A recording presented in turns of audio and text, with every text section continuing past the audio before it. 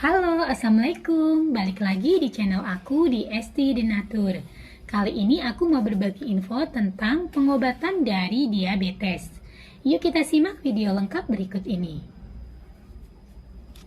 Pengobatan diabetes itu tergantung pada jenis diabetes yang dialami oleh pasien. Berikut ini adalah beberapa metode pengobatan diabetes yang dapat dilakukan. Yang pertama adalah obat-obatan. Pada diabetes tipe 1, pasien akan membutuhkan terapi insulin untuk mengatur gula darah sehari-hari. Beberapa pasien diabetes tipe 2 juga disarankan untuk menjalani terapi insulin untuk mengatur gula darah. Insulin tambahan biasanya akan diberikan melalui suntikan, bukan dalam bentuk obat oral.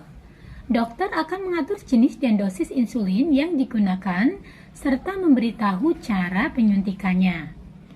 Pada kasus diabetes tipe 1 yang berat, dokter akan merekomendasikan prosedur transplantasi pankreas untuk mengganti pankreas yang rusak. Pasien diabetes tipe 1 yang berhasil menjalani transplantasi tersebut tidak memerlukan lagi terapi insulin, tetapi harus mengkonsumsi obat imunosupresif secara rutin. Pada pasien diabetes tipe 2, dokter akan meresepkan obat-obatan. Salah satunya adalah metformin. Metformin berfungsi menurunkan produksi glukosa dari hati dan membantu tubuh dalam mengolah insulin secara efektif. Dokter juga dapat memberikan suplemen atau vitamin guna mengurangi risiko terjadinya komplikasi. Misalnya, pasien diabetes yang sering mengalami gejala kesemutan akan diberikan vitamin neotropik.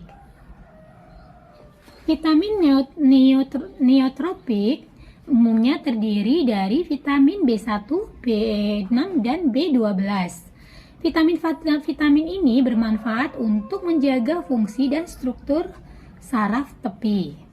Hal ini sangat penting untuk pasien diabetes tipe 2 agar terhindar dari komplikasi neuropati diabetik yang cukup sering terjadi.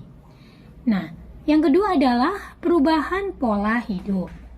Pasien dianjurkan untuk mengatur pola makan dengan memberdayakan konsumsi buah, sayuran, protein, dan biji-bijian, serta makanan rendah kalori dan lemak. Pilihan makanan untuk penderita diabetes juga sebaiknya benar-benar diperhatikan. Yang ketiga, tes gula darah mandiri.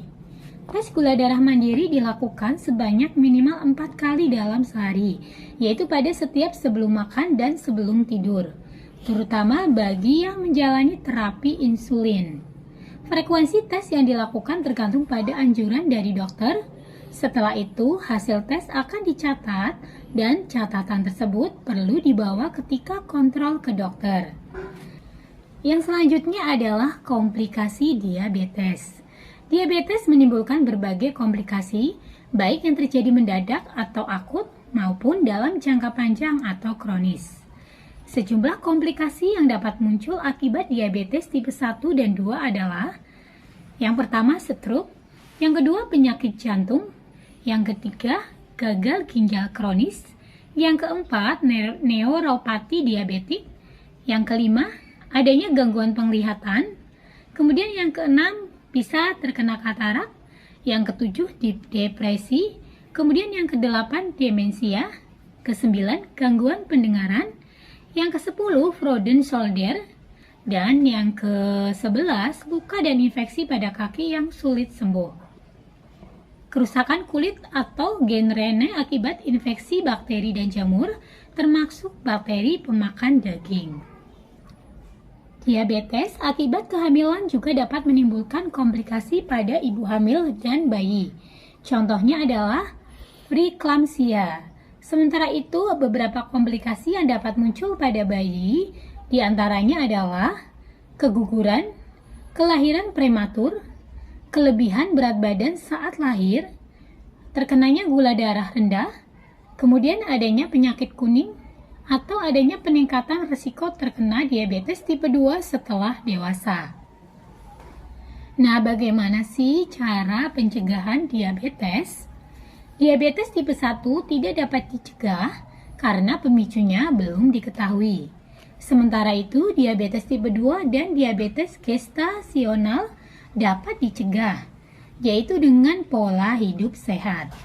Beberapa upaya yang bisa dilakukan untuk pencegahan diabetes diantaranya, yang pertama, mengatur frekuensi dan menu makanan menjadi lebih sehat. Yang kedua, rutin berolahraga dan melakukan aktivitas fisik. Yang ketiga, menjaga berat badan ideal. Kemudian yang keempat, beristirahat dan tidur yang cukup. Yang kelima, berhenti merokok. Kemudian yang keenam, menghindari konsumsi minuman beralkohol. Yang ketujuh, mengelola stres dengan baik. Kemudian yang kedelapan, rutin menjalani pengecekan gula darah setidaknya sekali dalam 1 tahun. Nah, bagi yang saat ini mengalami keluhan diabetes dan sedang mencari produk herbal untuk alternatif pengobatannya, kami dari Denatur Indonesia memiliki produk herbalnya. Nah, produknya apa saja sih? Saya bantu perkenalkan untuk produknya. Ini ada PPK Denatur dan Andibet Denatur. Nah, kedua produk ini terbuat dari racikan bahan herbal alami yang insya Allah sangat aman dikonsumsi. Selain itu, produknya pun ini sudah terdaftar di BPOM, sudah ada izin Dinkes, dan bagi yang muslim ini sudah halal MUI. Dan Denatur Indonesia ini sudah memiliki ISO 9001-2015. Untuk pembuatannya pun ini sudah sesuai dengan standar CPOTB. Nah, bagi yang ingin untuk memastikan sudah terdaftar di BPOM belum, di botolnya ini tertera juga nomor POM TR yang sudah didaftarkan.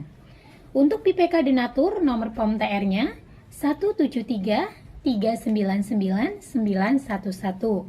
Kemudian untuk Andibet Denatur, nomor POM TR-nya 173300911. Nah, demikian informasi kali ini. Semoga bermanfaat.